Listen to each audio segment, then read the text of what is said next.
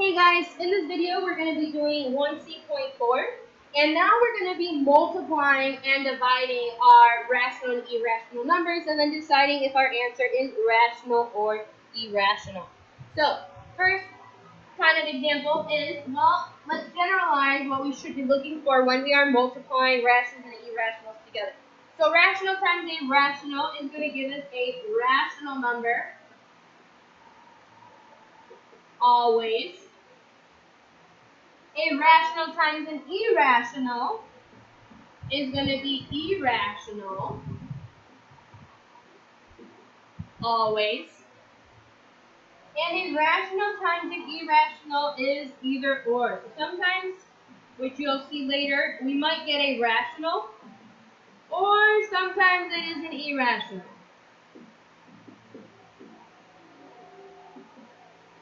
Right? When we are multiplying, remember we can only multiply like terms. So kind of a reminder, when referencing like terms while multiplying, we have to make sure that they have the same root number. So like terms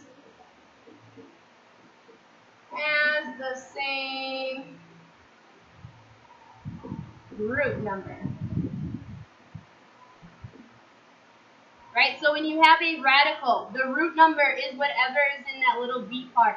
That's the only thing I need to make sure is the same. Whatever's underneath the radical, my base, I'm not too worried about. I just multiply those numbers together.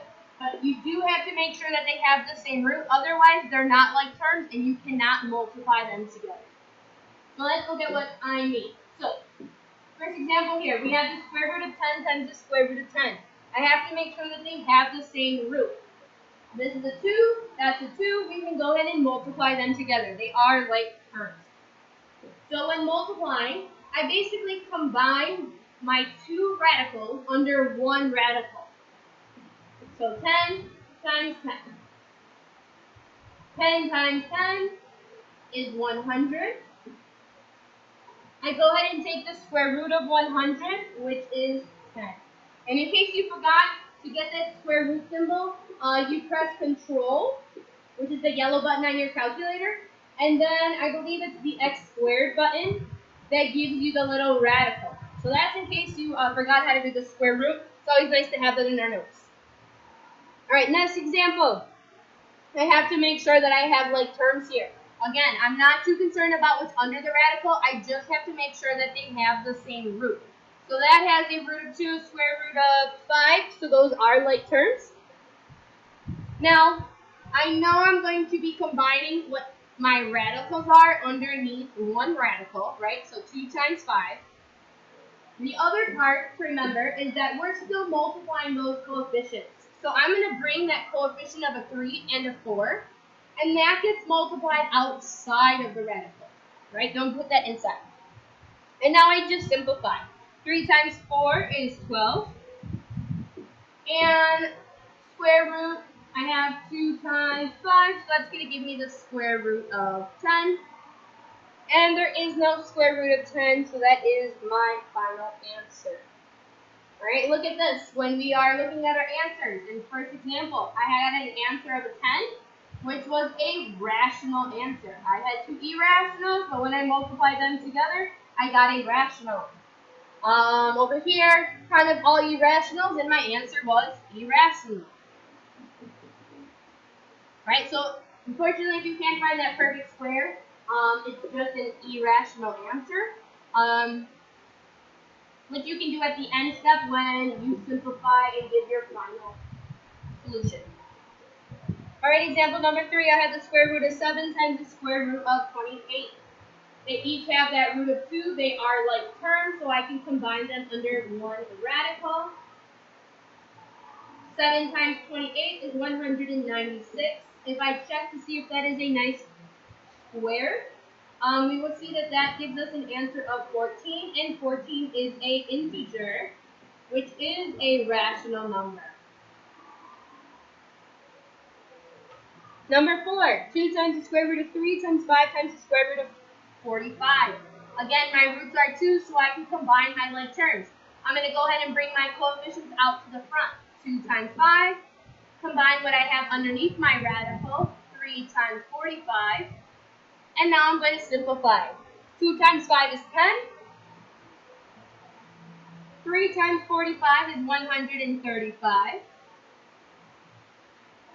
And now I can kind of break down my 135 to hopefully get a perfect square in there. 135 can be broken down to 9 times 15. And I noticed that 9 is a perfect square. So kind of thinking back to my original, the square property of square roots, I can go ahead and remove that 9 because that actually becomes a 3, right? I can remove that perfect square.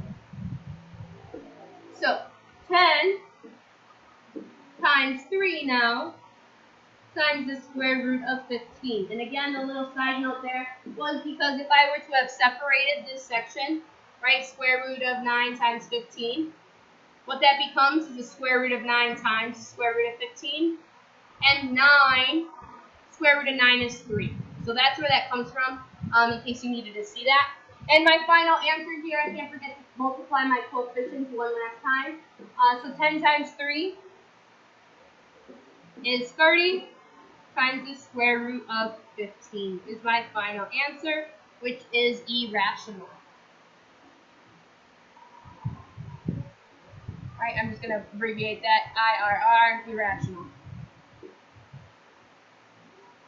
All right, next example, square root of 11 times the square root of 5. They each have the same root number, so I can combine them under the same radical. 11 times 5, which is 55. Can't break those down to have any perfect squares. It's not a perfect square, so that is my final answer, and that is irrational. Example number 6. They each have the same root number. I'm going to go ahead and pull out those coefficients. So 5 times 2. Combine what I have under my radical, 2 times 8, and now simplify. 10 times the square root of 16. Square root of 16 is a nice perfect square. So square root of 16 simplifies to 4. 10 times 4 is 40, which is a nice integer, and that is rational. All right, moving on to the next page. When we are dividing rational expressions, same concept. They still have to be like terms, which means they still have to have the same root number. I can combine them under one root now. So the square root of 27 divided by the square root of 3. Remember that little division sign just means divided by, right? So I combine that under one radical. 27 is in my numerator, 3 is in my denominator, and I can simplify this even further. 27 divided by 3 is 9, and the square root of 9 is 3. That is a nice integer, so this is rational.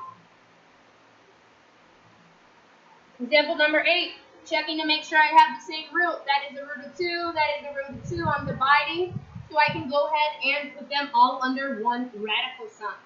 So 85 in my numerator divided by 5. When I simplify that, I get the square root of 17, and that is not a perfect square. So that's my final answer, which means it is irrational.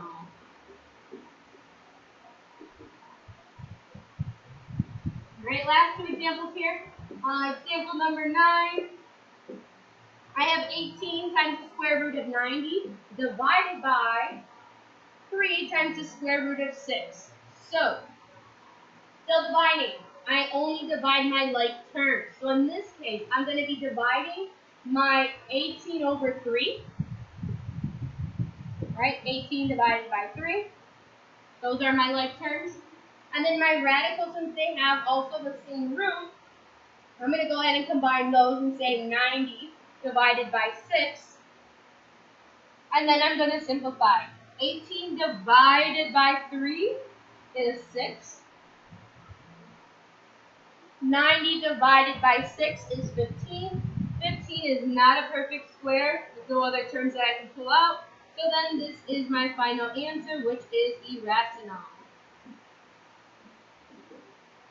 Alright, our last example, same idea, divide my coefficients and then my radicals if they are alike, which they are, they each have a root of 2.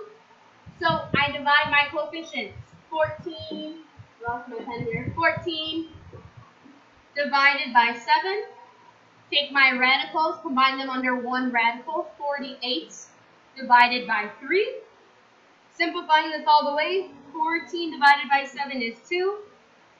48 divided by 3 is 16. 16 is a perfect square. And you can also take the square root in your calculator, right? Take the square root of 16, which is 4. And 2 times 4 is 8. 8 is a nice integer, so that is rational. Alright, that brings us to the end of target C. You go ahead and move on to activity 1C.4, and you will also be completing a mini quiz for this target.